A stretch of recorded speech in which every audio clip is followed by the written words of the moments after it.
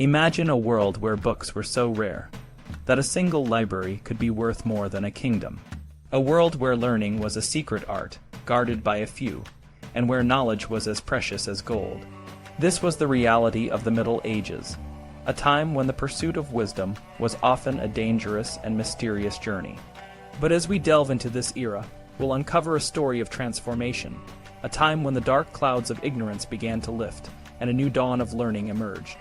This is the story of how medieval universities evolved, paving the way for the Renaissance, a period that would forever change the face of Europe and the world. In the early Middle Ages, the Church was the primary keeper of knowledge. Monasteries, with their vast libraries, were the centers of learning. Monks copied ancient texts by hand, preserving the works of the Greeks and Romans. However, this knowledge was largely inaccessible to the general public. The Church controlled what was taught, and education was primarily reserved for those who would serve the clergy. The average person had little to no opportunity to learn beyond the basics of reading and writing, if that. But by the 12th century, things started to change. The first universities began to emerge in Europe. These institutions were not like the universities we know today. They were more like guilds, where students and teachers came together to study specific subjects. The earliest of these were in cities like Bologna, Paris, and Oxford. These early universities focused on three main areas: theology, law, and medicine. Theology was the queen of the sciences, and it dominated the curriculum. Law and medicine, while important, were secondary. The students who attended these early universities were a diverse group. Some were wealthy nobles, while others were poor scholars who had to work to support themselves. Life in the university was not easy. Classes often began at 6 a.m. and continued until 5 p.m. The rules were strict, and students were forbidden from participating in athletics. Those who broke the rules could face severe punishment, including flogging. Despite these challenges, the universities became hubs of intellectual activity. However, the quality of education in these early universities was often lacking. Many professors were monks who had a limited understanding of the ancient texts they taught. The Latin they used was heavily influenced by the Church, and bore little resemblance to the language of ancient Rome.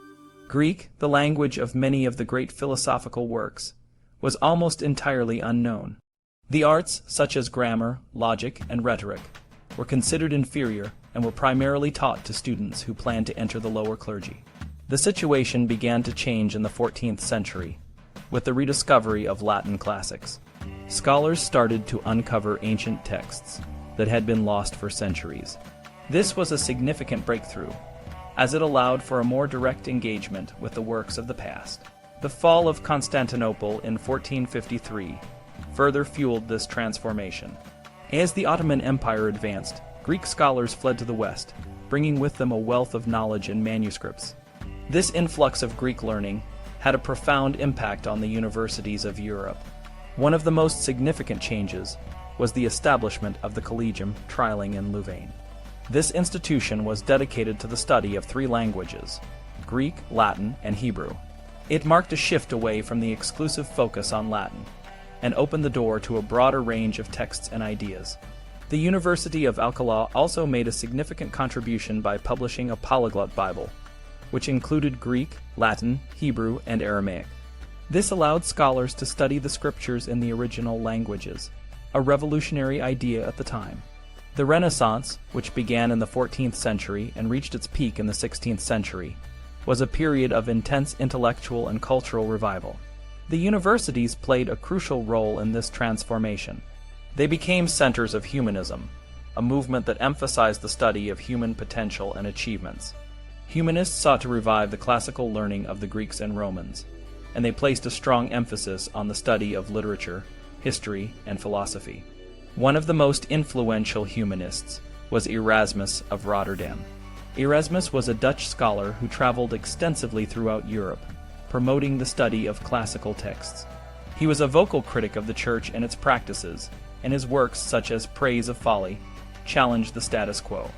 Erasmus's ideas spread rapidly through the universities, inspiring a new generation of thinkers. The rise of humanism also led to the development of new forms of education. The old scholastic method, which focused on memorization and rote learning, was replaced by a more critical and analytical approach. Students were encouraged to question and debate, rather than simply accept what they were taught. This shift in educational philosophy helped to foster a spirit of inquiry and innovation. The impact of these changes was far-reaching. The universities became more independent and less controlled by the church. They attracted a wider range of students, including women, who began to participate in higher education. The curriculum expanded to include a broader range of subjects, and the quality of teaching improved. The universities also played a key role in the spread of the printing press, which made books more widely available and helped to disseminate knowledge. The transformation of the universities was not without its challenges. The church, which had long held a monopoly on knowledge, was not happy with the new ideas and the challenges they posed to its authority. Some scholars, like John Wycliffe, were expelled from the universities for their radical ideas. Wycliffe, a master at Balliol College in Oxford, had denounced the wealth and power of the church and advocated for reform. His ideas were condemned by the church, and he was forced to leave the university. This event marked a significant turning point, as it demonstrated the growing tension between the church and the new intellectual movements. Despite these challenges, the universities continued to evolve and thrive.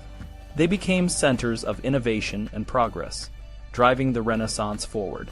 The humanist movement, with its emphasis on the study of the classics and the celebration of human potential, laid the foundation for the modern world. The universities of the Renaissance were not just places of learning. They were also places of debate, discovery, and transformation. In the end, the story of the medieval universities is a story of resilience and change.